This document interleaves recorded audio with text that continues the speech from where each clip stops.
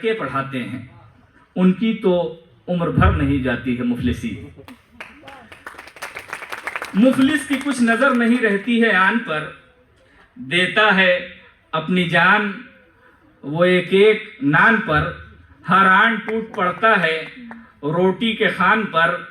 جس طرح کتے لڑتے ہیں ایک استخوان پر، ویسے ہی مفلسوں کو لڑاتی ہے مفلسی.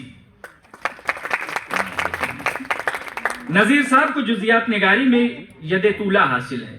ان کی وسعت نظر اور گہرے مشاہدے کا اندازہ اس بات سے لگایا جا سکتا ہے کہ وہ نہ صرف سماج اور معاشرے کا طرز اور عام چلن بتاتے ہیں بلکہ زندگی کے ہر رخ کو مختلف زاویوں سے پرکھنے کا ہنر جانتے ہیں.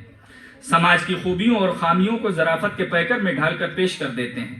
نذیر کی مشہور نظم آدمی نامہ کا یہ بند ملاحظہ ہو: مسجد بھی آدمی نے بنائی ہے یا میاں، بنتے ہیں آدمی ہی امام اور خطبہ خواں، پڑھتے ہیں آدمی ہی قرآن اور نمازیاں، اور آدمی ہی ان کی چراتے ہیں جوتیاں. جو ان کو تاڑتا ہے سو ہے وہ بھی آدمی.